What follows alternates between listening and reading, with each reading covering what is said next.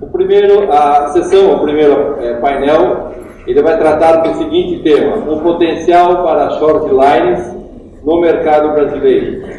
Após a concessão das ferrovias de carga, houve o desenvolvimento de corredores de grande densidade de tráfego, enquanto vários trechos ficaram subutilizados ou inoperantes. Com a devolução desses trechos, como criar alternativas para torná-los viáveis? Convido para acompanhar o coordenador da mesa, o Jean Pedro, secretário-geral da ALAP Brasil, o senhor Dalmo Marchetti, gerente setorial de transportes e logísticas do BNDES.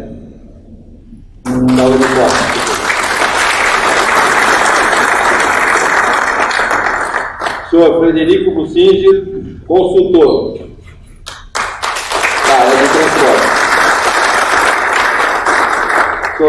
Seu Dalmo, ele tratará do seguinte tema: visão do BNDES no planejamento da infraestrutura ferroviária. E o senhor Frederico Bussinger tratará do histórico e papel atual das short lines no mercado norte-americano. Convido para fechar a mesa o senhor Francisco Luiz da Costa, gerente de planos e projetos da Valec, que abordará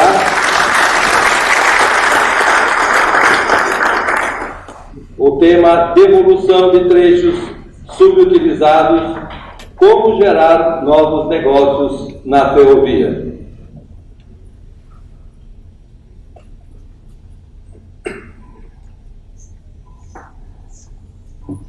Jean Pedro, por favor, para a sua coordenação dessa mesa. À vontade.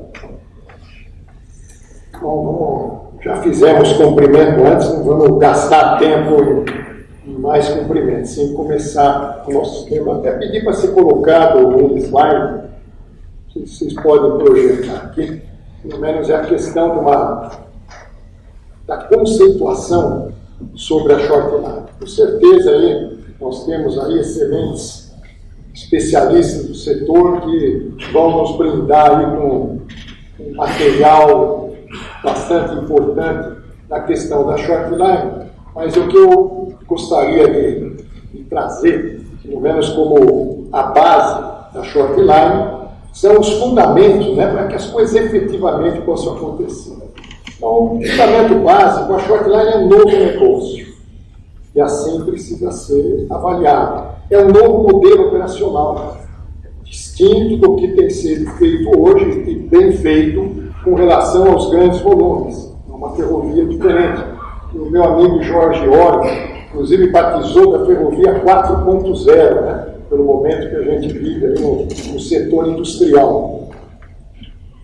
Focada no mercado regional, esse é o sucesso da short line, é o envolvimento com a questão regional, não o todo que continua, o que eu costumo chamar aqui agora de ferrovia classe 1, né? Para não ficar toda hora chamando Rumo, MRS, Carajás, então é a ferrovia classe 1 no Brasil.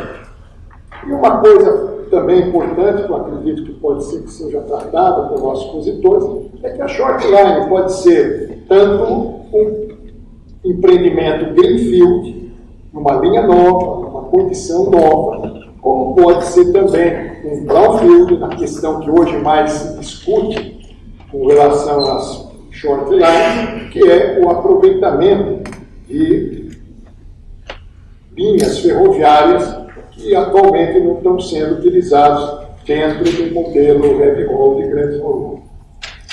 Agora, pré-requisitos são bastante importantes para que esse novo negócio, esse novo modelo operacional tenha sucesso. Um deles, quando eu chamo quebra de paradigmas, é realmente quebrar alguns conceitos que existem aqui no Brasil, de que ferrovia para dar lucro só com grandes volumes e grande distância. Isso não é verdade. Na Europa vai dizer o contrário. Que trem de passageiro não pode conviver com trem de carga. Quando nós citamos as short lines, é a possibilidade de permitir que volte a ter os trens regionais de passageiro, que tanta falta faz nas várias cidades aqui no Brasil. Outra quebra de paradigma é a não discussão da questão da eletrificação. Por que não ter uma ferrovia eletrificada quando a gente verifica que o sistema automotivo tem normas já definidas, tem programas já definidos para não usar mais o carbono como combustível? Países como a Alemanha, a Austrália, já com prazos curtos, 2025, 2030, para poder ficar distante do combustível, e a gente não está discutindo, não estou nem entrando no mérito da viabilidade ou não, mas a importância em analisar essa viabilidade. Então, esse paradigma tem que quebrar. Então, essas questões e outras tantas, que vamos repetir aqui, têm que ser modificadas para que a gente possa, de verdade, estar implantando nossas chardinagens. Um novo modelo regulamentar. É impossível se pensar em ferrovias pequenas, com volumes de carga menores, com um modelo de regulação tão forte, tão pesado, que pode se aplicar bem para as ferrovias da classe 1, mas para a short line não vai viabilizar. Agora, para que isso aconteça no curto prazo, há necessidade de se mudar a regra dos atuais contratos de concessão. E para mudar as regras do contrato de concessão, num prazo mais curto, que não seja o encerramento dos contratos que vão acontecer em média daqui 8 a 10 anos, a importância, sim, de se discutir e aprovar a antecipação da renovação das concessões. Esse é o plano inicial que a gente gostaria de dar para apresentar o tema, para qualificar o tema, para que os nossos expositores apresentem as suas ideias. Então, eu passo a palavra para o nosso companheiro Dalmas. Está seguindo essa ordem? Então, Francisco Luiz. Falo pelos temas em si, sigo muito determinados scripts, né? Eu gosto demais do modelo que os temas vão se somando. Então, começamos aqui com palavras. Muito boa tarde a todos. Agradecer o convite desse evento tão qualificado, a presença do BNDES. Saudar também a presença do Frederico Crucini, do Francisco Costa, que já conhecemos de longa data de outros debates, né, não só no setor ferroviário. E, quer dizer a vocês, o BNDES, ele acompanha o setor ferroviário já desde seu nascimento.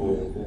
Um dos grandes objetivos de a gente, da sociedade brasileira, ter construído um banco de desenvolvimento foi de financiar a infraestrutura, na época, mas fornecimento de energia e a infraestrutura, principalmente a infraestrutura ferroviária.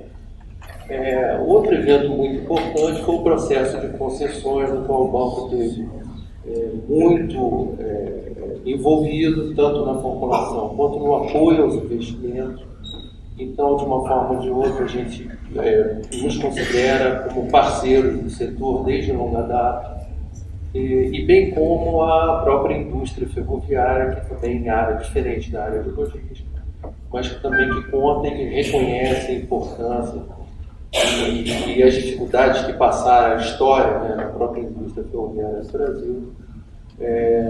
Então, quer dizer, diante desse contexto que a gente quer apresentar no momento algumas considerações a respeito do futuro do setor. O banco, no início do ano, quer dizer, ele foi a presidência naquele momento, chamou todos os departamentos do banco para ter uma agenda de 2035. A logística apresentou essa agenda e, inclusive, o setor ferroviário teve um papel muitíssimo importante nessa agenda. As conclusões desse trabalho estão disponíveis na internet, elas vão ser publicadas também ainda esse ano. E eu vou tentar trazer algumas das reflexões, muitas delas já colocadas inicialmente pelo Jean, no sentido de olhar o setor ferroviário com os olhos um pouco não tanto no curto prazo, mas no longo prazo. Eu acho que é uma agenda que a sociedade, principalmente a sociedade setorial, tem que construir. Eu acho que o país tem muitas oportunidades nesse setor. E outra coisa, quer dizer, a gente precisa do desenvolvimento dele para a maior competitividade brasileira, seja o bem-estar das pessoas internamente, como também a capacidade do Brasil se inserir no ambiente externo. Então, quer dizer, essa é uma agenda muito cara para o BNDES e a gente gostaria de apresentar alguém. Eu não vou fazer uma apresentação longa, apenas alguns slides, só para orientar. Pronto, aqui.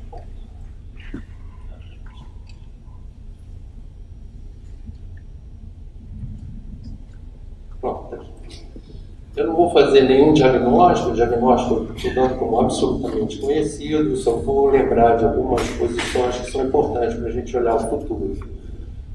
Nós temos uma rede e agentes produtores dentro dessa rede que se constituem um patrimônio. Quer dizer, a rede brasileira ela não é tão... ela é uma rede significativa até do ponto de vista mundial, né? Então, esse é um ponto. A produção brasileira é uma produção importante, quer dizer, ela é concentrada, ela não é diversificada, mas é uma produção importante. E ela é feita pelo setor privado, que seja a gente a reconhecer que existem agentes capazes de promover o desenvolvimento do setor, né? Porém, por outro lado, a gente deve reconhecer que tanto a produtividade das linhas ferroviárias brasileiras quanto a eficiência da operação ela é muito heterogênea, né? Quando a gente fala pela média, a gente peca por falar pela média, né? A média traz a gente um conforto, mas eu acho que talvez eu traga a gente para fora dessa área de conforto, né? E a gente também a gente reconhece isso, que a densidade brasileira é baixa, a gente tem pouca, e poderia, nas dimensões do país, ter muito mais ferrovias, e a nossa inserção na carga geral, principalmente, é praticamente marginal. Eu acho que esse talvez seja um grande desafio da ferrovia no longo prazo, como ela vai se inserir no transporte de carga geral. Mas não é o único desafio, não, e eu vou tentar pontuá-los daqui para frente. A gente conseguiu atender, eu acho que de uma maneira razoavelmente tempestiva, a exportação brasileira pelo modal ferroviário. Construímos vigorosos corredores de exportação que ainda precisam de ampliação e, sem dúvida nenhuma, eles vão ser ampliados, seja através do instrumento de antecipação ou não, do contrato de concessão. Ocorre que, de uma forma ou de outra, o modelo regulatório vem atendendo às commodities agrícolas e minerais. Mas eu preciso colocar outras situações, que as trocas regionais, entre as regiões brasileiras por modal ferroviário, elas também são bastante pouco significativas, né? Os corredores de integração, a rede não é integrada, ela prima por corredores de exportação, uma rede desintegrada. E também as operações intermodais não acontecem de uma maneira vigorosa utilizando o modal ferroviário. A gente tem muito debate com o setor de operadores logísticos e eles funcionam basicamente com as operações do modal ferroviário. Eu acho que o modal ferroviário tem que se inserir nas cadeias de distribuição. Eu acho que o evento das short lines, a discussão da agenda das short lines, ela possibilita essa discussão, né? As short lines americanas estão integradas com a indústria, né? Estão integradas com o usuário, com o consumidor final e com os fornecedores. Eu acho que o setor ferroviário precisa estar inserido, essa é uma agenda positiva para o setor. Eu acho que a visão de que o Brasil precisa reduzir custos logísticos, ela está muito em paralelo com o desenvolvimento do setor ferroviário. A gente vai atingir essa redução de custos logísticos na medida em que a ferrovia brasileira se insira na carga geral, porque a grande parte do TKU brasileiro está na carga geral. Por mais que a gente faça corredores de exportação, a redução de custos logísticos vai estar fundamentada na capacidade da ferrovia de competir com o modal rodoviário. Então, acho que essa é uma nova agenda, a gente não deve ter receio de enfrentar essa agenda, ao contrário, é uma agenda de oportunidades, novamente. E eu quero colocar também uma outra coisa, que é a mobilidade dentro das cidades, que também a participação, não só do transporte urbano, não, estou falando ainda do transporte de carro. A participação do modal ferroviário na mobilidade de carro das nossas cidades é muito pequena, né? Existem projetos como o de Singapura, por exemplo, de operador logístico ferroviário único, e vale a pena a gente se debruçar, porque não grandes cidades brasileiras podem se aproveitar, por exemplo, trazendo uma opinião da Associação Brasileira de Operadores de Logística, a Abralog, de ativos pouco utilizados dentro das cidades, como, por exemplo, as linhas férreas à noite, ou sistemas de metrô, como possíveis canais de distribuição de cargas dentro das cidades, né? De uma maneira mais sustentável. É uma agenda que também a gente não impacta, né? Não tem se debruçado sobre isso. Então, eu queria colocar, assim, como grandes desafios ao setor ferroviário, a questão da diversidade de cargas. Acho o modelo atual um modelo excessivamente concentrado. Eu acho que o programa de inovações, ele enfrenta pouco esse problema, quer dizer, essa é uma opinião pessoal. Acho que a gente pode ter uma agenda de enfrentamento mais forte, né, sobre a questão da diversificação. Acredito em metas de produção de carga geral nas concessionárias incumbentes e acredito também no maior acesso à rede para novos negócios e clientes, conforme já pontuado pelo Jean. As trocas regionais, elas vão depender de infraestrutura, né? A gente talvez não tenha uma infraestrutura competitiva para fazer essas trocas regionais. As trocas que eu estou falando, as trocas que eu estou fazendo referência entre a região centro-oeste e a região nordeste, entre a região norte-centro-oeste, entre a região nordeste e a região sul-sudeste. Bom, eu acho que os outros temas eu já falei como grandes desafios, vou passar para frente. De uma forma geral, as short lines estão inseridas nessa discussão. Elas não, vamos dizer assim, ao meu ver, elas não concluem a discussão, mas elas são parceiros fortes para a construção de uma agenda que ataque esses desafios. Né? Eu vou lembrar que as short lines, quer dizer, o Cid vai apresentar isso em detalhe, mas ela tem principalmente 4 canais principais, né? Que é o interesse regional, que eu acho que a gente tem pouquíssima participação ferroviária no interesse regional local. Eu acho que isso pode alavancar o desenvolvimento de economias locais, né?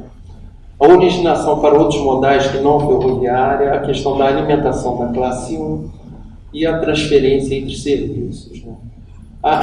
O grande resultado do programa de short lines americano, que ele é oriundo de um processo de abertura, né, e de eliminação de barreiras à entrada, é a diversidade de atuação, né, tanto de negócios quanto de clientes. E a gente precisa disso no Brasil. Eu acho que essa é uma agenda muitíssimo positiva para o setor ferroviário, né? Eu vou trazer aqui só um mapa, não vou passar esses corredores todos, mas quer dizer, a gente precisa dessas integrações regionais, né? E a rede, eu acho que os projetos eles continuam sendo desenvolvidos de uma maneira não integrada, né? Os projetos são soltos, voltados à exportação. Eles precisam atender a exportação e atender também concomitantemente o mercado interno. Esse é um mapa que a gente usa no banco, em algumas apresentações internas, e depois a gente fez ele georreferenciado. Mas se percebe uma capacidade de integração entre as regiões. Eu acho que isso é uma reflexão importante para os próximos anos.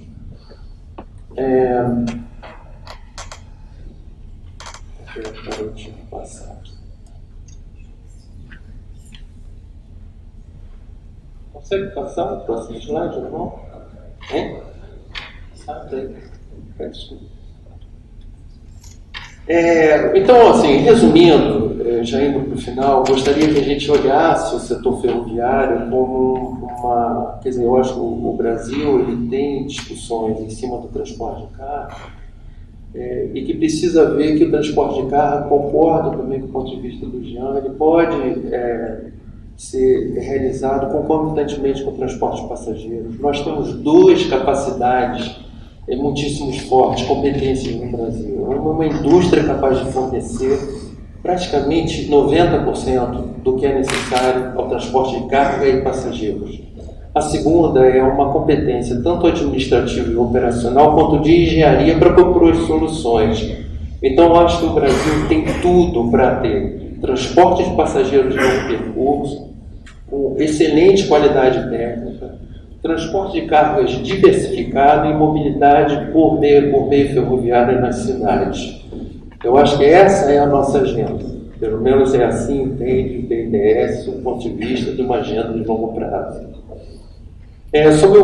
Concluindo, quer dizer, o planejamento para deslocamentos seriam desafios, né? O planejamento para os deslocamentos sustentáveis regionais e nas cidades, né? A devolução de trechos utilizados, eu acho que a gente usou no modelo de concessões o filé com osso, mas eu acho que o filé com osso não trouxe o benefício esperado.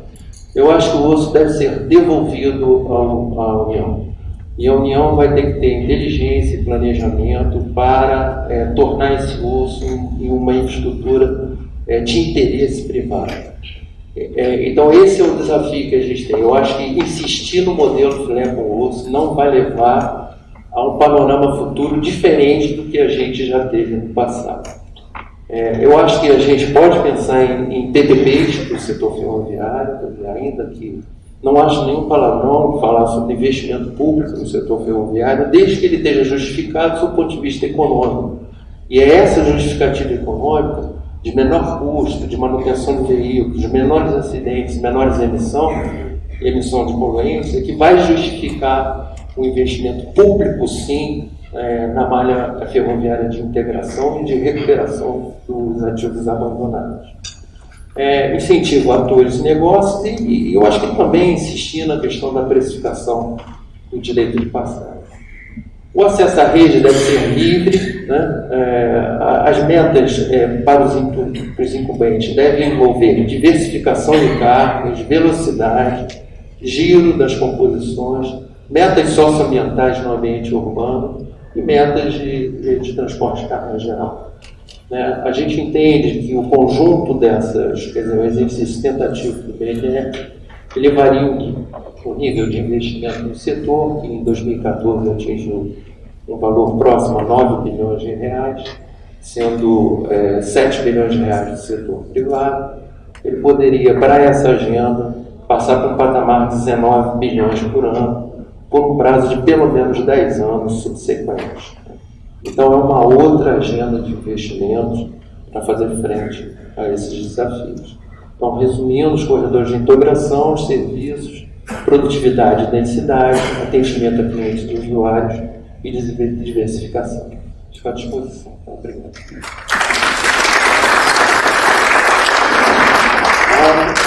Parabéns aí pela apresentação, muito boa, com certeza aí, ao final vai gerar várias perguntas aí da nossa plateia. E dando sequência ao nosso trabalho, né, acho que um tema importante para a gente guardar lá na memória que o Dalmo colocou é a questão da integração do sistema ferroviário. Isso é bastante importante a gente fixando conceitos. Passaria então a palavra agora para o Fred Cucini, que vai nos falar sobre a short line.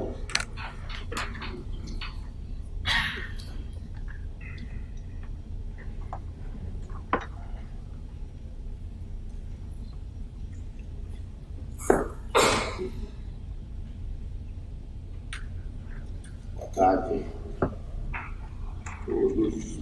O título dessa intervenção aqui no painel é Histórico e Papel Atual das Short Lines no Mercado Norte-Americano.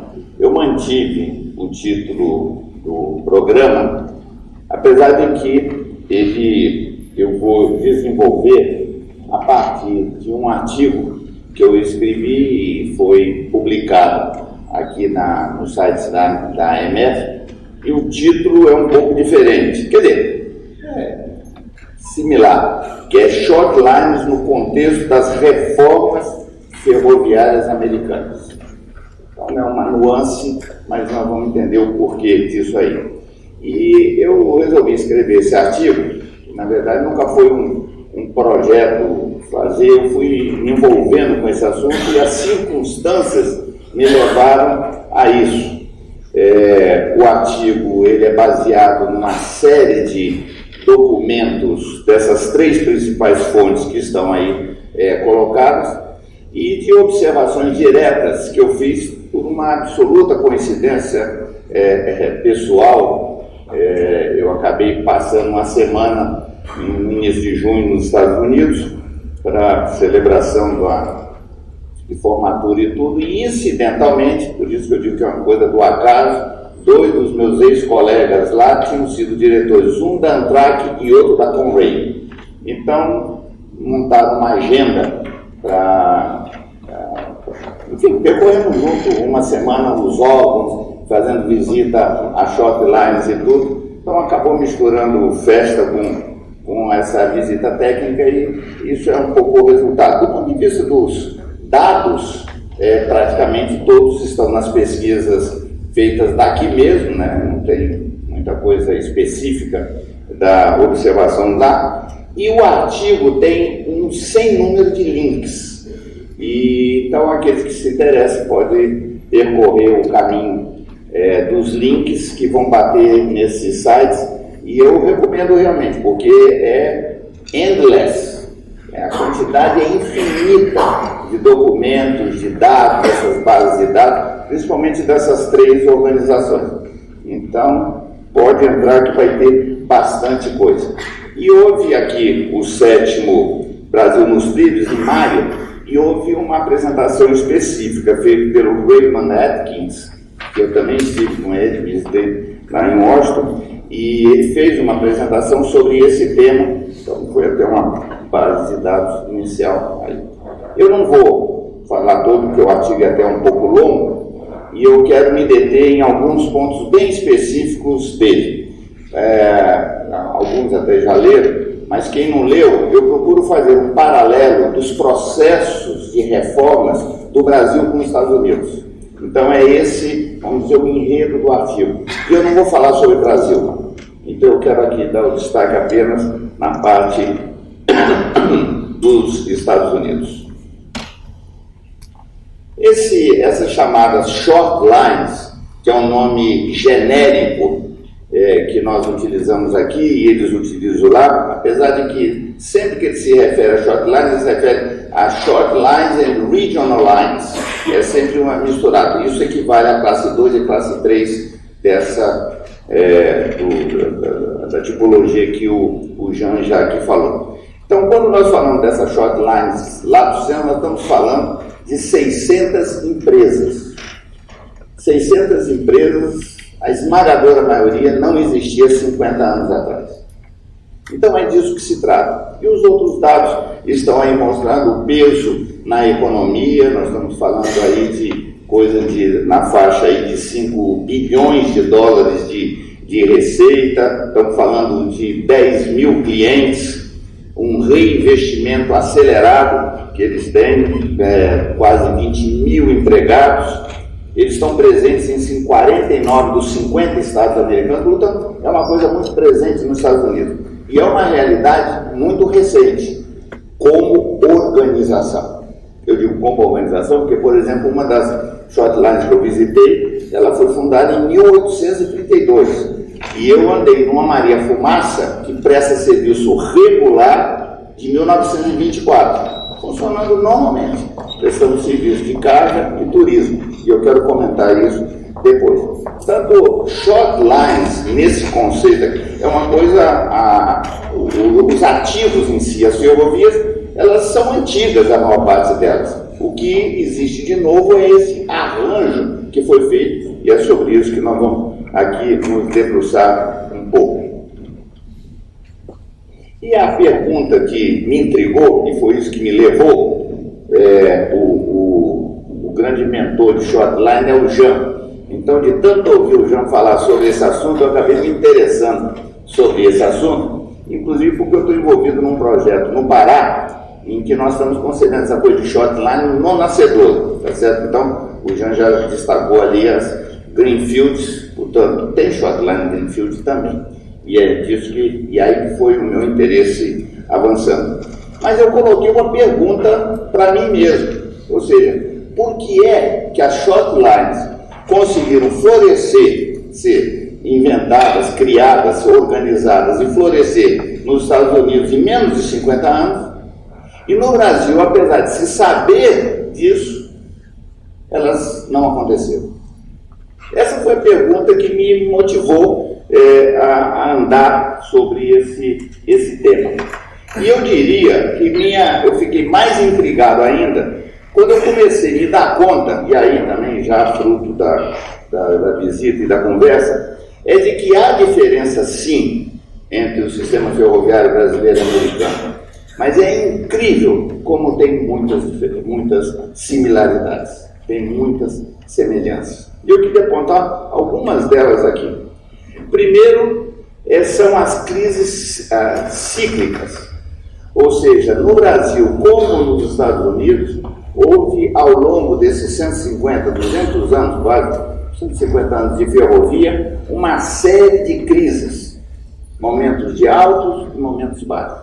E não é privilégio do Brasil e dos Estados Unidos, a Europa também viveu e viveu até recentemente também isso. Então, é uma primeira coisa que a gente precisa ter em mente. Nem sempre foi o sucesso que a gente imagina que foi. E eu acho que a gente ganha mais analisando as causas que levaram aos insucessos e sucessos do que seguir enunciando bordões. Tá certo? A outra questão, que também vai contra a corrente, é de que não é verdade que nos Estados Unidos eles trabalhem, o mercado resolve tudo e as empresas privadas resolvem. A intervenção governamental era e é muito grande. E nós vamos ver alguns detalhes em relação a isso. Só que é uma abordagem um pouco distinta. É um outro tipo, é um outro padrão de relacionamento público e privado. Eu digo isso porque nós ouvimos sempre, e temos ouvido muito recentemente, um enaltecer da iniciativa privada como se ela fosse a monopolista das virtudes. Mas sabemos, no Brasil não é, nos Estados Unidos não é. Só que eles têm uma forma menos ideologizada de tratar isso e muito mais pragmática. Quando é necessário estatizar, estatiza, quando é necessário privatizar, privatiza. O foco é o resultado. Talvez aí uma das nossas diferenças. Tanto lá quanto aqui, houve fusões, houve cisões, houve incorporações, houve desincorporações, houve decisões, enfim, houve de tudo. O artigo enuncia o caso brasileiro, data onde é que isso aconteceu no nosso caso. E uma coisa importante, a gente fala sobre trechos abandonados e a gente fala meio com um certo saudosismo. Olha, tinha lá e foi abandonado. E a gente fala como se fosse uma jabuticaba, como se só existisse no Brasil. Houve e há trechos abandonados nos Estados Unidos e no Canadá, porque eles têm uma certa ligação. Ou seja, isso não é privilégio do Brasil. E eu até arrisco a dizer de que nós usamos uma palavra para significar a mesma coisa que tem conteúdos completamente diferentes. A palavra ferrovia, nos dias de hoje, é completamente diferente da ferrovia do início do século XX e do século XIX. Talvez fosse o caso de usar outra palavra. A ferrovia de carga, que anda de fazenda em fazenda captando carga, isso não é o caso, tá certo? E no caso de passageiro, também essa ideia da ferrovia que compete com o burro, com o cavalo e até mesmo com o carro inicial, é outra coisa, é outro padrão. Então os trens de alta velocidade surgem é uma outra coisa diferente. Então, eu chamo a atenção nisso, para nós estarmos atentos de não ficarmos imaginando de que o que nós verbalizamos hoje corresponde exatamente àquilo que teve 100 anos, 150 anos atrás. E eu estou fazendo essa exposição justamente para a gente abrir e gerar o debate. Não estou nisso aqui como uma verdade científica, eu não fiz nenhuma pesquisa científica, eu não sou da academia e é tudo parcial. Eu quero colocar aquilo que eu observei, daquilo que eu li dos comentários sobre esse material. Portanto, a questão de trechos abandonados existiu e existe ainda nos dias de hoje. A diferença, me parece, que é como é que eu trato essa questão. E aí eu quero já começar pelas conclusões. Já avançar.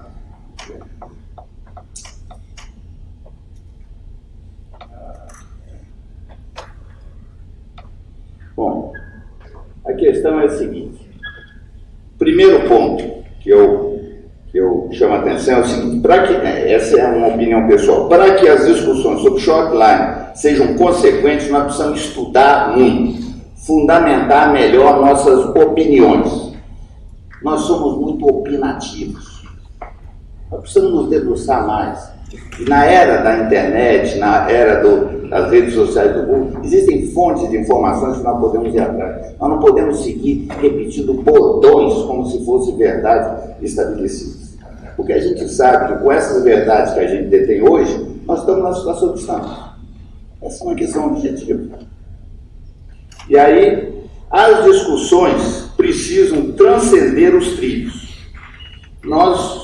Até a própria faixa de domínio, usando aqui uma metáfora, há aspectos institucionais, regulatórios, econômicos, trabalhistas, culturais envolvidos nessa discussão. No meu entender, enquanto nós ficarmos discutindo só a shortline e nos excitarmos com a discussão do contato roda-trilho, nós não vamos avançar nessa discussão. Ou bem nós entendemos o contexto em que essas coisas aconteceram e essas outras variáveis, ou nós vamos ficar marcando passo.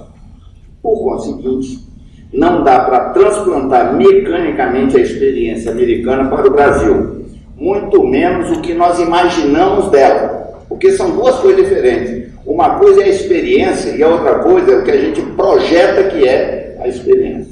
Construir sobre isso, acho que vai nos adiantar muito pouco. Eu estou falando isso até de uma forma enfática, porque o meu sentimento e o meu compromisso é que a gente consiga destravar esse negócio. Quer dizer, a discussão, ela não é um fim em si mesmo. O evento não é um fim em si mesmo. É no sentido da gente gerar clareza, pactuar ações para poder enfrentar os problemas verdadeiramente. A década de 70, isso aqui acabou ficando fora. Onde é que esse assunto começou? No caso da shortlines, nesse arranjo que está aqui. A década de 70 nos Estados Unidos foi um desastre para o setor ferroviário, em todas as suas extensões. Ou seja, houve falência de uma dezena de empresas ferroviárias, índices elevados e crescentes de acidentes, descontinuidade operacional de alguns trechos antes do abandono e perda de 1/3 do mercado. Portanto, os anos 70 foram desastrosos nos Estados Unidos, no setor ferroviário. No Brasil, eu cito isso no artigo, nós também vivemos momentos desses, em mais de um caso. Nós temos pelo menos 3 grandes ciclos de desastres ferroviários no Brasil, desastres organizacionais. E aí, o poder público fez pesados esforços, não só investimentos em dólares, mas também esforços institucionais para reverter esse quadro. Ele criou em 71 a Antrac, gestando a fusão de 20 operadoras privadas que tinham sido estatizadas, uma coisa curiosa, tinham sido estatizadas e foram fundidas. E aí, a coisa não funcionou tão bem quanto esperado. Em 76, eles aumentaram a aposta, criaram a Conrail. Pegaram meia dúzia de empresas e fundiram. Algumas delas já tinham sido resultado de prévias fusões de outras. Portanto, essas 6 que foram fundidas em 76 representa um número muito maior delas. E aí eu quero ler um texto da avaliação da associação AR faz deste período. Ele diz o seguinte: isso é aspas, apesar de todo o esforço das radicais iniciativas americanas, ao final da década de 70, a situação financeira das companhias ferroviárias era tão ruim que era difícil manter os trens de carga e passageiros movimentando-se, efetivamente em grande parte da malha deteriorada.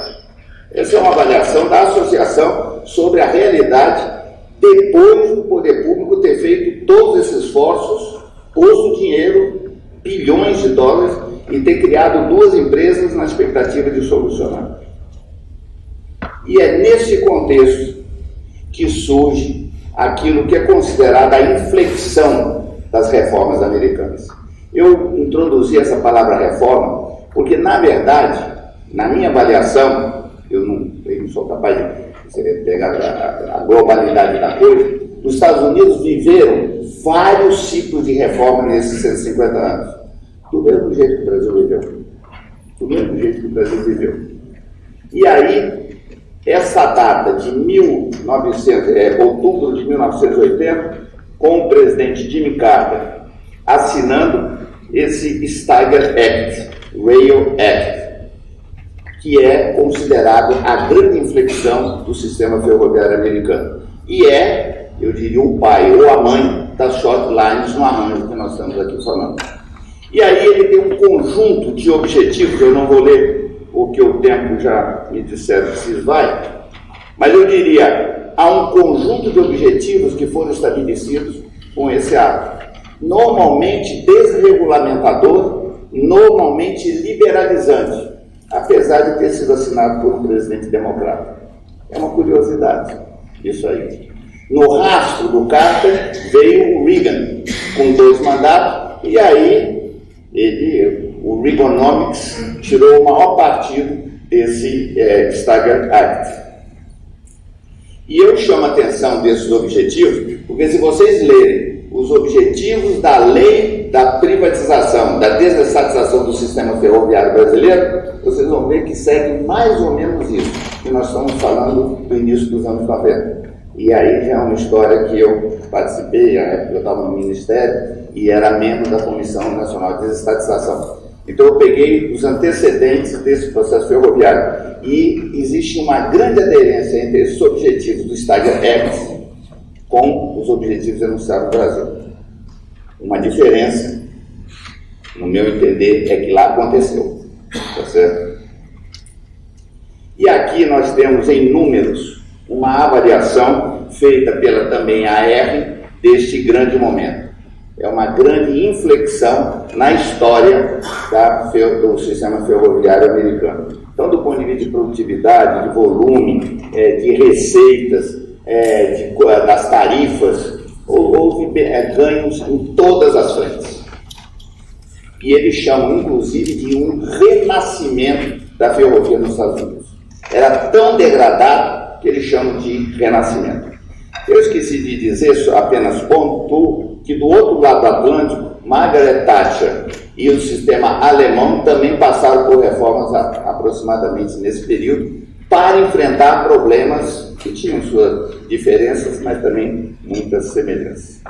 E o resultado desse sistema é que, num balanço que foi feito agora de 35 anos, eles têm um sistema, tem 7 ferrovias principais, as 603 short lines e regionais, foram investidos mais de 600 bilhões de dólares nesse período, pelo sistema passa 35% das exportações, a malha é propriedade privada, aqui uma grande diferença, e a regulação é federal. Não uma, e aqui uma curiosidade, mas 2 regulações. Ou seja, os Estados Unidos é sempre o dobro, eles têm 2 CADs e têm 2 regulações ferroviárias. Uma se dedica à regulação econômica e outra se dedica à regulação de segurança. Inclusive, essa de segurança firmou há 1 ou 2 anos um acordo com a NASA para desenvolver um programa especial de segurança. E aí eu até contei a história do metrô, que foi formado a partir da aviação. A manutenção do metrô de São Paulo foi formada a partir da aviação. E quem não é da aviação, como eu, tinha que fazer treinamento na aviação. Eu contei essa historinha porque eles fizeram esse acordo agora com a NASA. E aqui nós temos uma grande diferença, eu já antecipo. Porque nós estamos falando de uma regulação de resultados. Não é uma regulação instrumental, Valerinho. Essa é aquela nossa discussão. Ou seja, não é de regrar, é de avaliar resultados. E sobre resultados, na área comercial e na área de segurança, eu exerço a minha regulação. Aí nós temos uma enorme diferença entre os nossos modelos. Tem uma malha aí, é só para mostrar que é congestionado mesmo, depois pode ser analisado ponto a ponto, com destaque para short lines, que, estando presente em 49 estados, mas tem uma grande densidade no Nordeste, na chamada Nova Inglaterra, enfim, na costa leste, vamos dizer assim, de uma maneira principal. E na avaliação de 3 décadas que a Federal Railway fez, isso é uma curiosidade, eles fazem uma avaliação de 5 em 5 anos. Então você pode achar nesses sites aqui avaliação de 5, de 10, de 15, de 20, até 35 anos. Eu vou só passando os dados gerais, mostrando resultados em termos de acidentes, em termos de investimento, em termos de redução de custos, que nós vimos no gráfico. E aqui é quase como se nós estivéssemos abrindo o site da NTF, porque a NTF tem uma coisa semelhante para o processo de desestatização que teve no Brasil. E aqui eu quero ler em verbos um comentário feito por um consultor, que é uma referência nos Estados Unidos, analisando o que aconteceu. E eu quero ler porque a observação dele muito transcende a questão ferroviária. E eu até deixo como um aperitivo para a próxima sessão, que nós vamos discutir da renovação antecipada.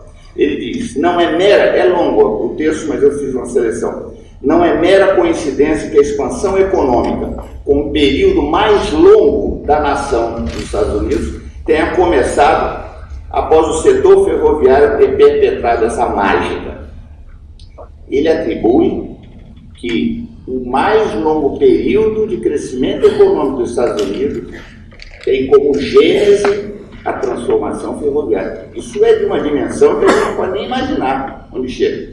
E eu não tenho capacidade de avaliar, mas ele é uma autoridade nesse tema. E ele explica, as ferrovias revitalizadas forneceram a base para o rápido crescimento do transporte intermodal de contêineres. Ele coloca essa transformação na base da carga geral de que falamos aqui há pouco, né? Economizando bilhões de dólares para os transportadores e os consumidores e facilitaram o crescimento notável do comércio americano em vários setores. Ele atribui a retomada do crescimento e da reocupação dos Estados Unidos em vários setores a esse berço da reforma ferroviária. E ainda, elas forneceram a rede e os recursos que permitiram o renascimento e desenvolvimento da indústria energética americana, deslocando assim o petróleo estrangeiro e ajudando a diminuir seus preços. Ele acha, na avaliação dele, de que essa reforma ela conseguiu mudar até o cenário do mercado de energia no mundo. Então ele faz essa análise mostrando a conexão da ferrovia com a vida das pessoas, da ferrovia com o meio ambiente, da ferrovia com a economia. E eu acho que esse é uma metodologia, é uma abordagem de que nós estamos carecendo. Quando nós discutimos os nossos temas ferroviários apenas dentro da faixa de domínio, dentro dos trilhos, nós perdemos essa dimensão. Nós descobrimos e provocamos adversidades e adversários que a gente nem sabe por quê. Muitas vezes estão nisso e não na ferrovia propriamente dita. E aí eu queria tecer aqui uns 4 ou 5 comentários. Eu não escrevi, porque isso são impressões estritamente pessoais. Esse capítulo, que eu ainda vou escrever no próximo artigo, são os fatores críticos de sucesso das short lines. E o que eu observei? A primeira coisa é de que as short lines não são short na sua extensão. Tem short line de 1.200 quilômetros. Ou seja, não é short no seu sentido, talvez até o nome induza a ele, mas elas são empresas pequenas. Eu visitei uma empresa com algumas dezenas de funcionários, cujo proprietário, presidente, era maquinista também. Eles falam de 5 funcionários, tá certo? Essa eu não vi, de 5 funcionários. Portanto, é essencial essa questão do tamanho. E isso se torna possível porque a regulação trata do aspecto concorrencial e da segurança. A gestão é livre. E essa é a questão que me parece crucial nessa discussão. Então, é a questão da gestão, até se sobrepondo à questão da técnica. A relação público-privada tem outra coisa diferente do que nós temos aqui no Brasil. Uma questão que me chama a atenção é que a gente trabalha muito, e os nossos órgãos de controle, Tribunal de Contas, Ministério Público, eles estão muito em cima de um conceito que eu acho que é da nossa cultura centenária, que é o conceito patrimônio. Lá, toda discussão se dá em torno da riqueza gerada. O patrimônio, um ativo, está a serviço da riqueza que ela gera, para a empresa ferroviária, para a comunidade. Eu tive visitando essa ferrovia que opera com Maria Fumaça até hoje, faz turismo, transporta passageiro numa distância de 70, 80 quilômetros e atende uma comunidade rural de famílias que produzem até um centro religioso. Ou seja, já foi dito aqui, o Dalmo falou sobre a questão regional, eu vi isso na prática acontecendo. Uma coisa crucial que eu acho é o seguinte: eu falei que tem 7 ferrovias principais.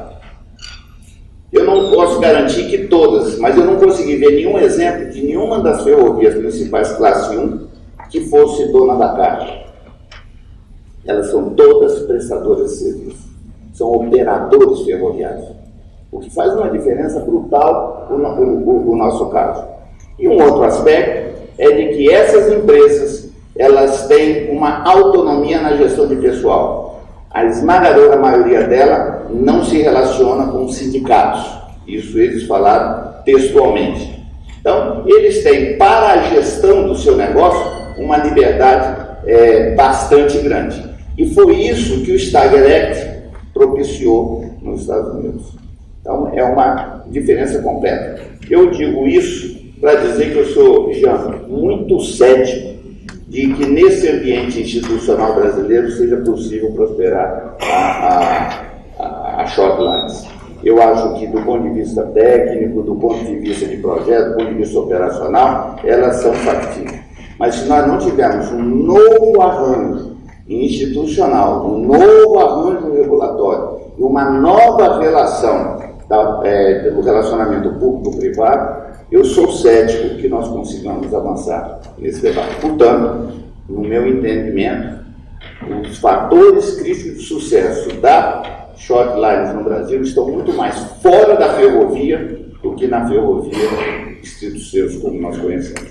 Obrigado.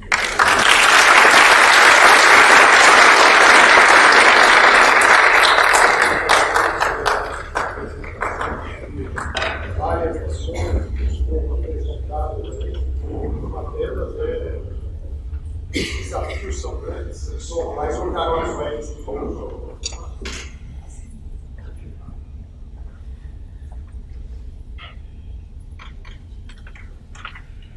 Bom, então, repetir para quem não está na frente e não ouviu.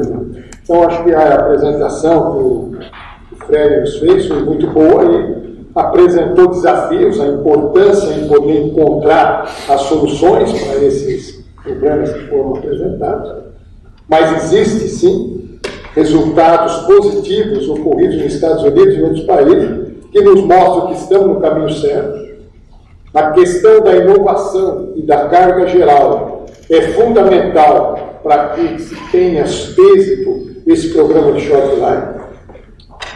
A tecnologia a ser desenvolvida na tal da ferrovia 4.0 que nós estamos comentando aqui é essencial para esse desenvolvimento desse programa. Enfim, eu acho que foi bastante, não só na questão da informação, mas também de propiciar para a gente refletir sobre o que nos foi apresentado. Mais uma vez, parabéns ao Frederico Silva. Passo a palavra para o Francisco Luiz, que também vai colocar mais pimenta no nosso negócio. Não estamos na Bahia, estamos em São Paulo.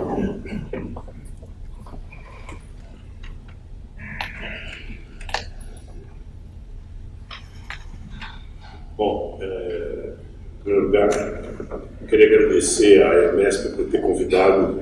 Em meu nome pessoal, Francisco, eu já participei de outras semanas de tecnologia ferroviária aqui. É sempre um prazer rever velhos amigos, ou amigos velhos, ou como disse Lavorente, amigos antigos, né? A gente vai envelhecendo, mas a gente continua nesse setor há muito tempo. E também em nome da Valec, a Valec se sente honrada de poder participar e trazer um pouco, alguma contribuição nesse debate tão rico que está sendo colocado aqui para todos nós. Eu acho que o Dalmo Marchetti colocou pontos muito importantes, o grande desafio do transporte de carga geral, e o Fred Bussinger deu uma aula sobre como é que foi a história do surgimento e desenvolvimento das short lines. Eu li o seu artigo, estou esperando a segunda parte. A segunda parte que você deu o trailer agora vai ser realmente muito interessante. E o que pediram para a gente falar aqui, falar pela Valec, é como gerar novos negócios com esses trechos subutilizados, os trechos que eventualmente serão devolvidos no caso de uma renovação antecipada da concessão. E o que a Valec pode fazer nesse sentido?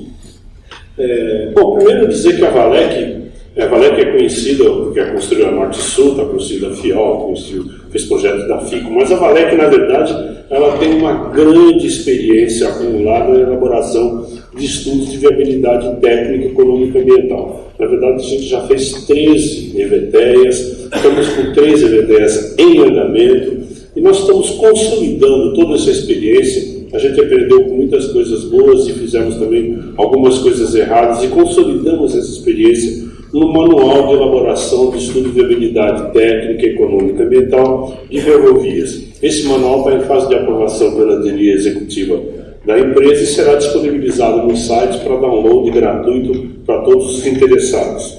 E por quê? Porque o EVTE é importante? É porque é o primeiro passo no planejamento de uma ferrovia.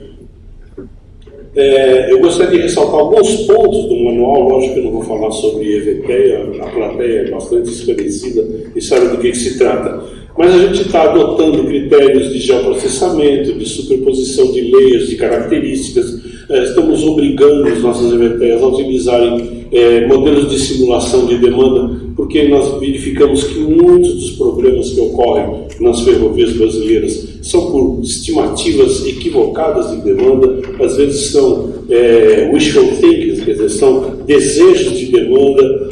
Muitos projetos disputam a mesma demanda e isso não é de forma nenhuma economicamente sustentável. Então a gente está fazendo um manual que prevê que seja exatamente um estudo de viabilidade para ver se ela é viável ou não é viável.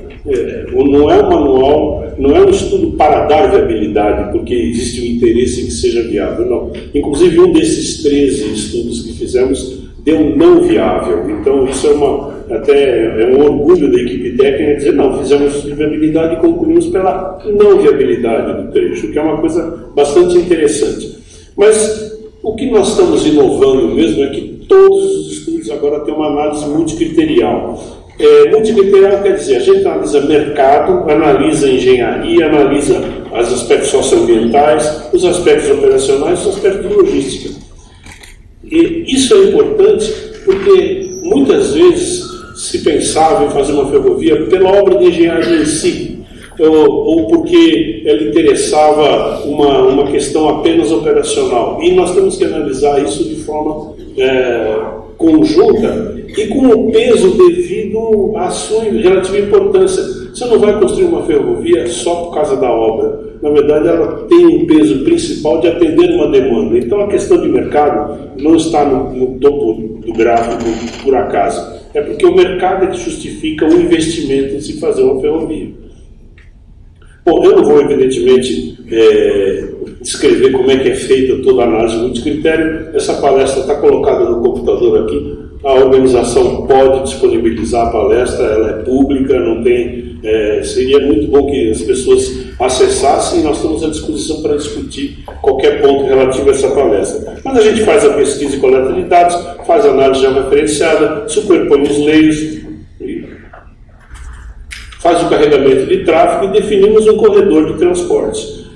Demos uma ênfase muito especial no aspecto ambiental, principalmente nas questões basicamente da análise sistemática da questão ambiental, para definir um corredor que seja ambientalmente sustentável. Muitas ferrovias nossas enfrentam esse problema. E, claro, classificamos todas as sensibilidades dos elementos, fauna, flora, meio biótico, meio, etc. Não vou detalhar esse aspecto. Mas é importante dizer que a gente está colocando isso numa análise de ferrovia, porque nós vamos colocar tudo isso depois a serviço de uma análise de uma eventual short line. Estudos operacionais também, não preciso detalhar, o pessoal daqui da plateia sabe perfeitamente o que é simulação de marcha, comprimento virtual, não preciso detalhar isso. Gostaria de destacar que a gente faz dois tipos de análise econômica. A gente faz uma análise econômico-financeira, que é a análise do ponto de vista do investidor privado, que é taxa interna de retorno, valor presente líquido, custo-benefício, do ponto de vista do investidor privado. Mas a gente faz também os estudos socioeconômicos, que é a mesma análise financeira, do ponto de vista da sociedade. E acho que aí sim a gente começa a entrar no ponto, vamos dizer, objeto dessa discussão, dessa mesa redonda aqui.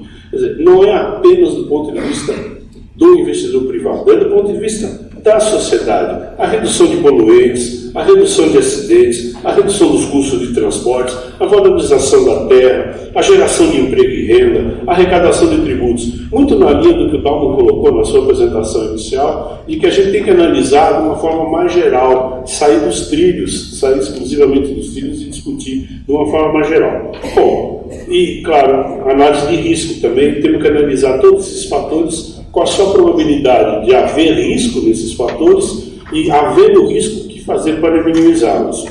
O que nós estamos propondo aqui para a discussão? É utilizar essa metodologia, que é uma metodologia sofisticada, provada, de estudo de viabilidade, para investigar a possibilidade de novos negócios nos trechos subutilizados ou nos trechos devolvidos.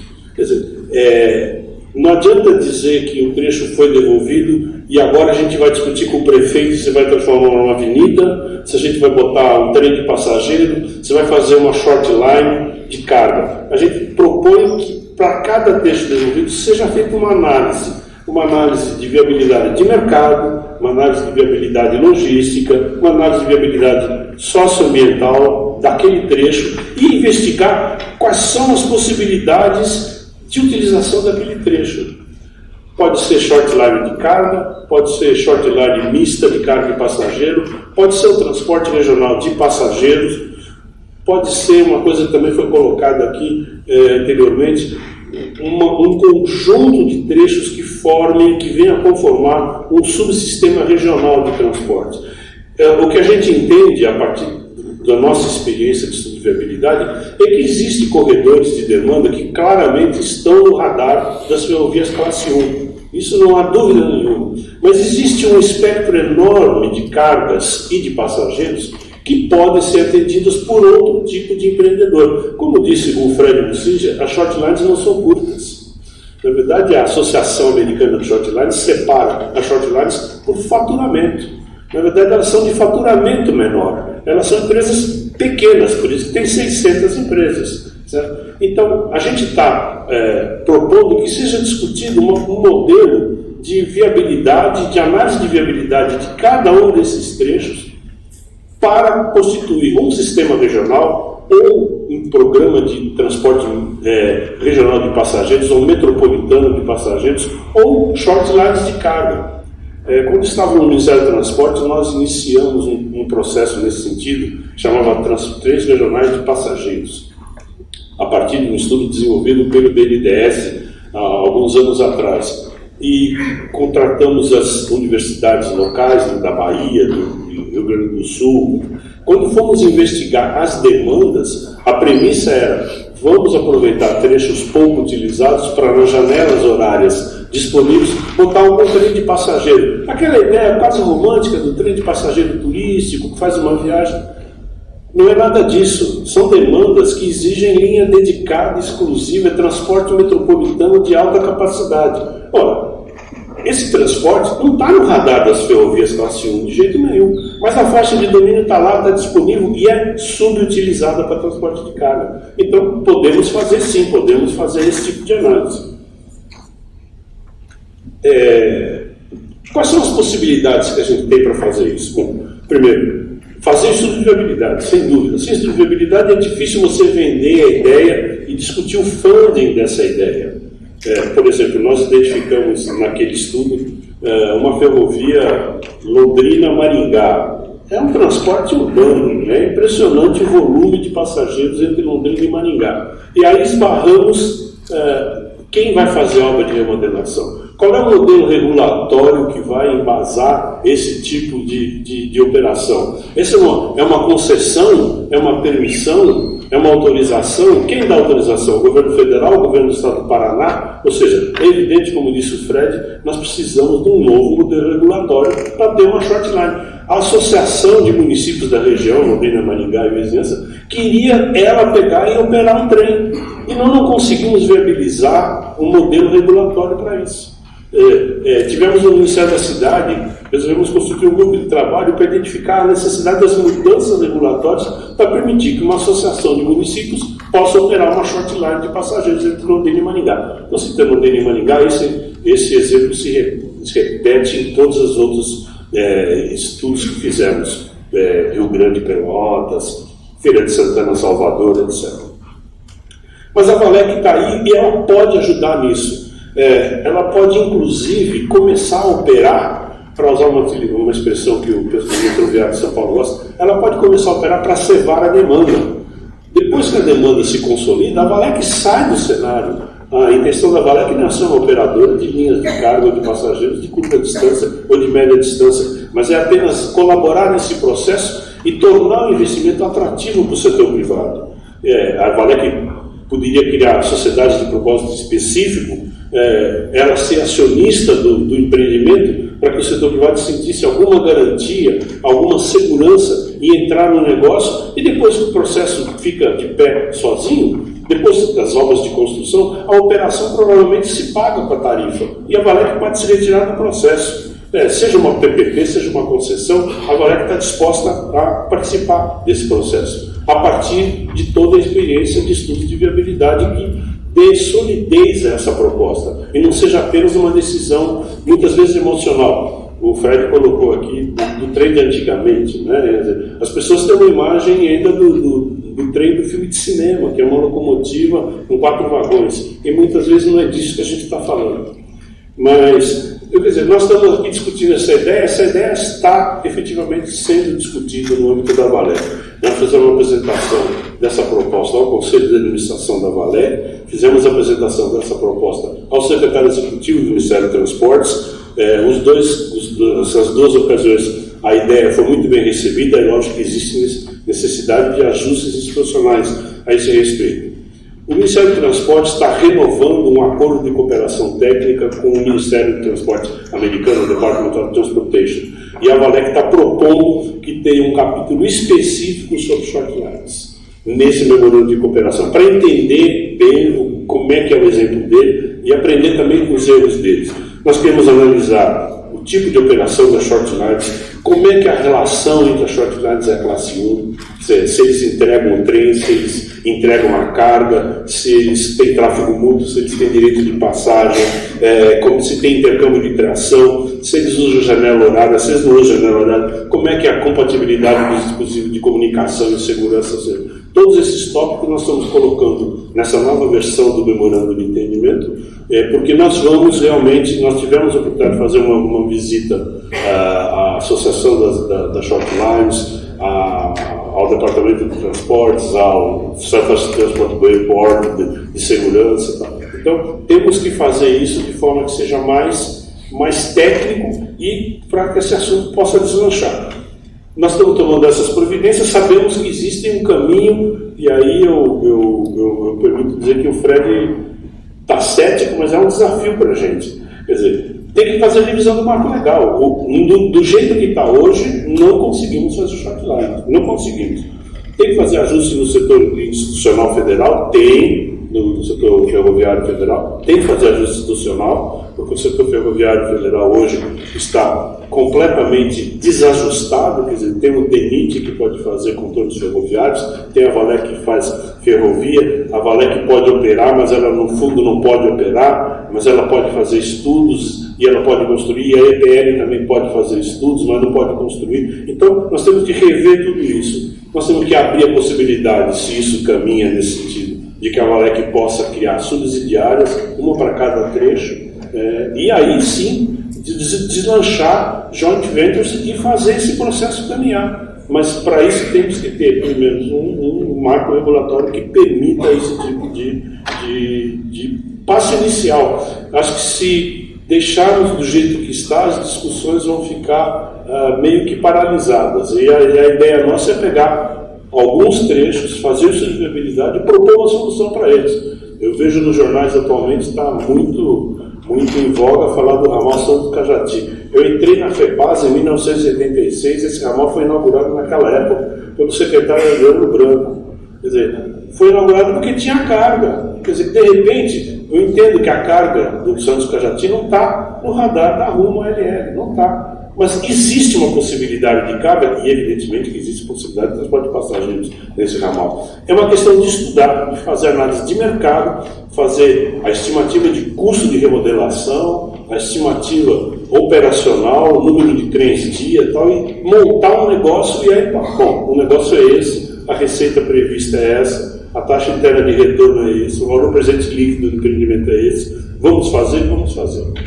Então, basicamente, é isso que gostaria de dizer. Nós estamos à disposição. Eu estou na plateia com o Fábio Bittencourt, que é o superintendente de desenvolvimento e planejamento da Valec. Atualmente estou de gerente de planejamento, e nós estamos à disposição para continuar essa discussão, que eu acho extremamente instigante para todos nós. Muito obrigado.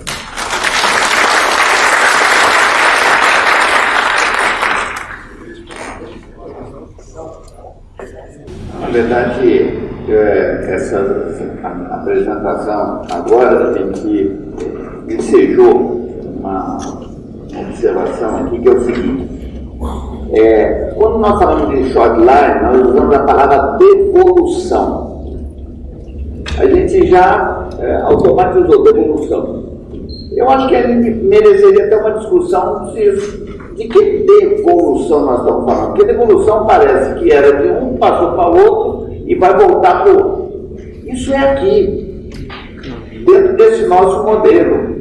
Ou seja, na Constituição dos Estados Unidos não está escrito como está escrito aqui, de que compete, não está escrito nada disso lá.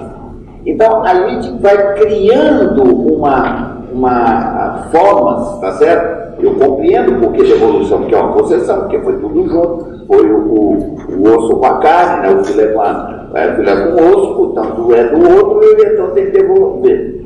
Mas isso talvez embora a nossa discussão, porque os operadores lá não são apenas empresas.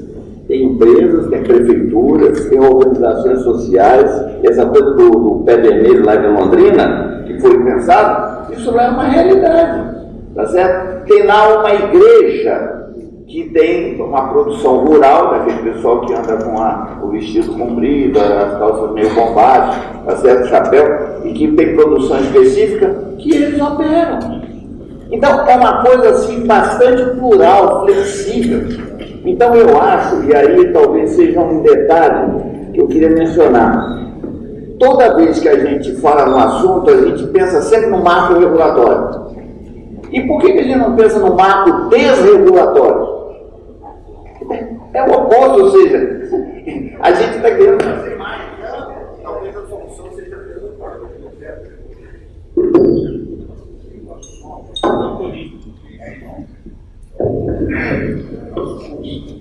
Uma outra observação que eu queria falar é o seguinte: a gente sabe, foi falado, acho que foi o Dalmo que falou, o negócio da logística urbana, tá certo?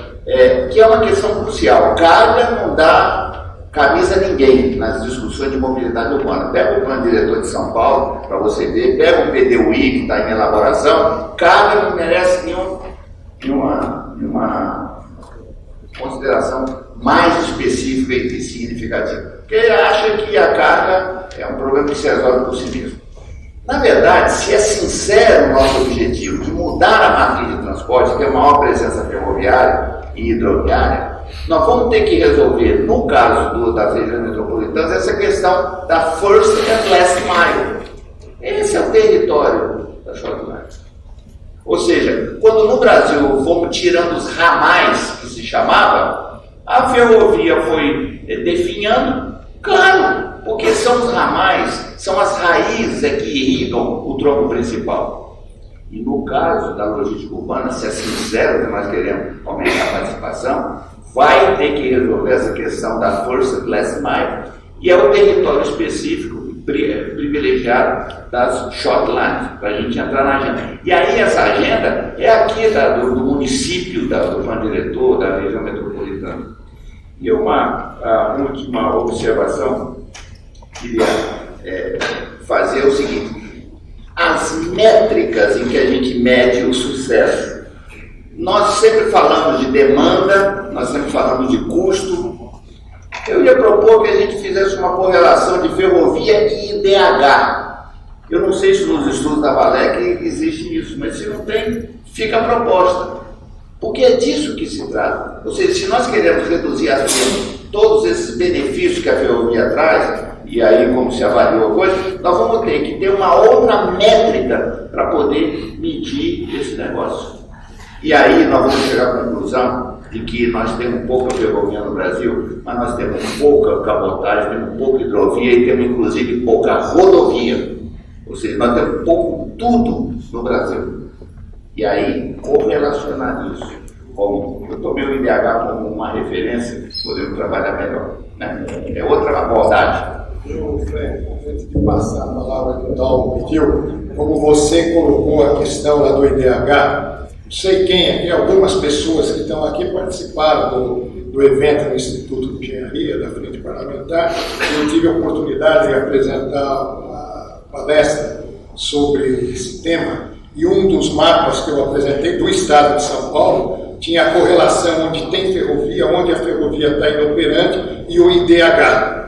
Então, é um mapa, até te mando uma apresentação para você.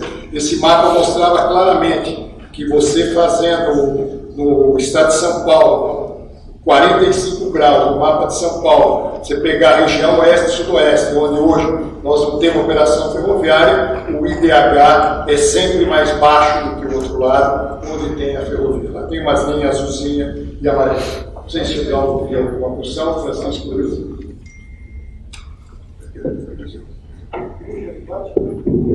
Só esclarecer que a gente, no viabilidade da Valec, a gente usa o IDH e usa também o índice FIRJAN, desenvolvimento municipal, porque realmente, quando a gente faz análise socioeconômica, até do ponto de vista da sociedade, porque, sinceramente, é muito difícil que o empreendimento ferroviário seja exclusivamente viável do ponto de vista só privado.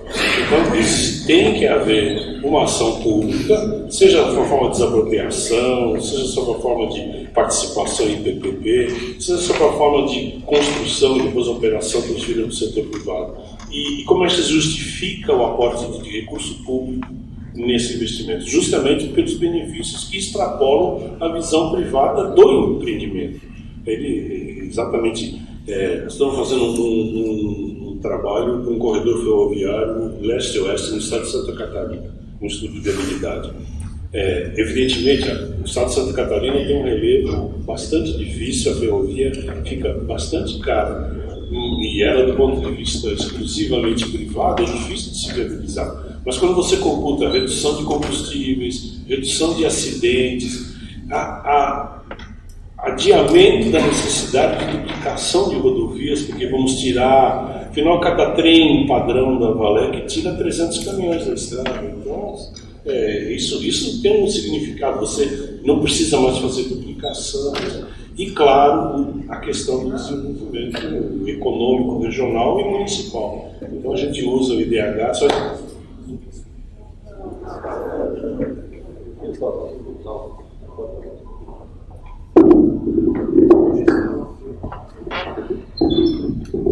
Gente, eu vou pedir licença nesse comentário do Francisco, mas eu acho bastante relevante.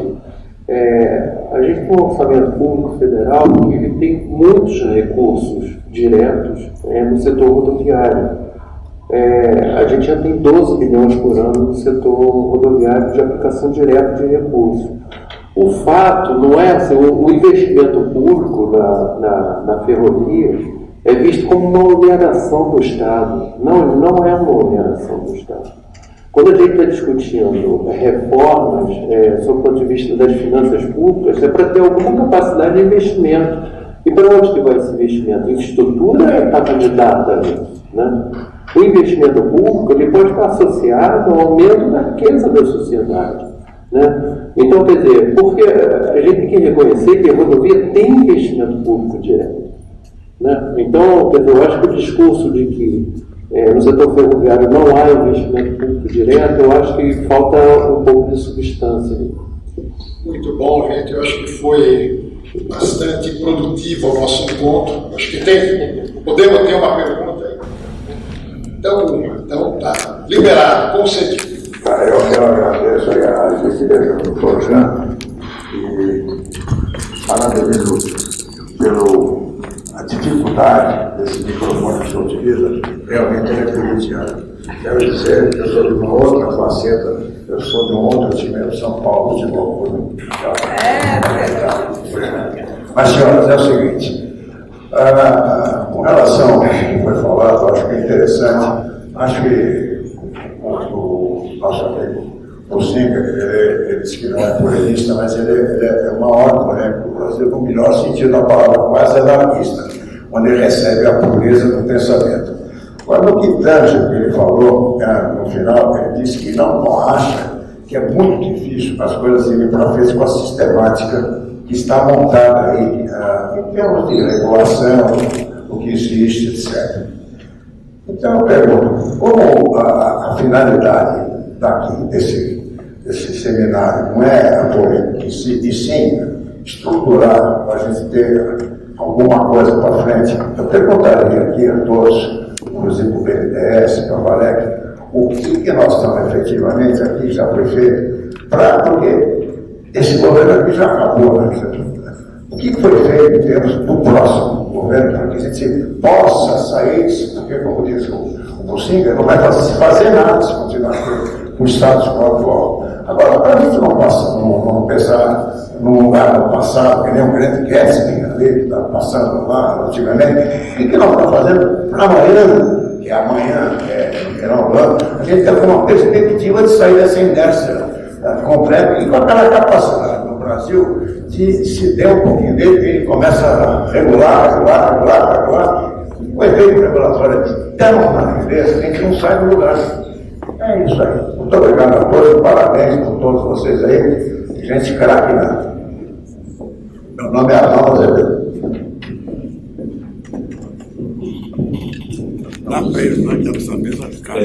Bom, a provocação é muito bem-vinda e o que a gente está fazendo, a gente está aprofundando as possibilidades institucionais da Valec entrar nessa questão de short lines.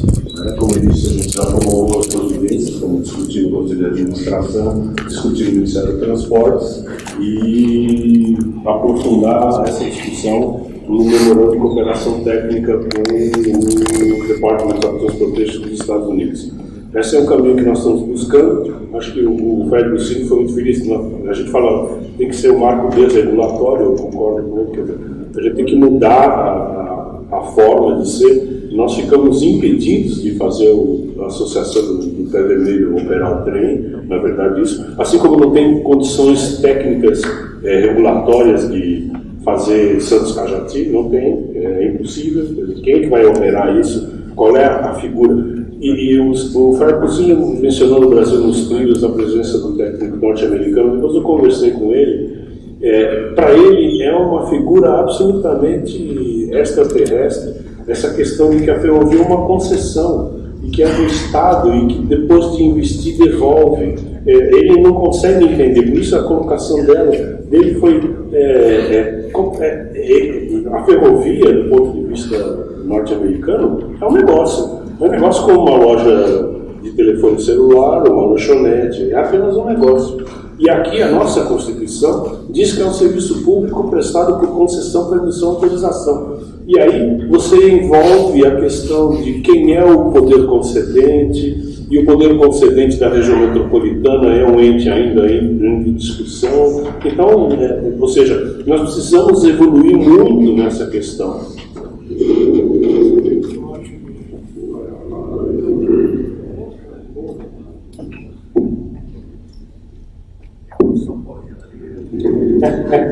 Tem um outro aspecto que eu acho que é muito importante quando a gente discute a questão ferroviária. Ao longo dos anos, o que aconteceu com o afastamento do passageiro do trem, com o afastamento da carga geral do trem, onde praticamente 100% da carga geral é transportada para caminhão, a ferrovia se afastou da sociedade. Então não existe uma pressão da sociedade com relação à utilização do trem. Nós estamos vivendo agora um momento importante, e vou dar um exemplo do que eu vi de fato, e que esclarece bem o que nós estamos discutindo. Com o problema do frete mínimo e do frete de retorno, as distâncias mais longas estão sendo bastante penalizadas com o custo de frete. A indústria siderúrgica sofre, quem está no extremo, porque o polo de produção está aí no sudeste.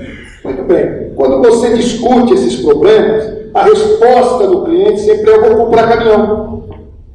Se esquece da ferrovia. A solução passou a ser sempre no ambiente rodoviário. A ferrovia existe para o minério de ferro, a ferrovia existe para o grão, para atender a necessidade do grão. Os programas de investimento que são montados e os que estão hoje em curso, que a própria PL apresentou, é para transportar minério de ferro e grão. A carga geral, nenhum programa de investimento, talvez o ferro-anel de São Paulo tenha alguma conexão, tenha alguma capilaridade com isso, tem alguma coisa a ver com carga geral. Então, acho que é fundamental dentro desse programa que nós estamos discutindo, é envolver a sociedade nesse processo. Ou como envolver a sociedade é um grande desafio para nós. Porque se não envolvermos a sociedade, as mudanças são difíceis de serem executadas. Por quê? Porque a alternativa sempre será para o caminhão. Não adianta ver os gráficos, sistema de São Paulo, em 2025 as rodovias vão estar sem condição. Se copiar, fazer uma ponte em cima, uma rodovia em cima lá da outra, vai continuar com a rodovia e a carga geral com a rodovia. Então é essencial essa participação nossa em envolvimento com a sociedade. 2 ou 3 pontos que eu acho cruciais nisso. O Arnaldo falou de que o governo está terminando, o que é um fato, tá certo? E nada estratégico vai acontecer nesse prazo. Só que tem que, essa pergunta, Arnaldo, passa a ideia de que tudo depende do governo.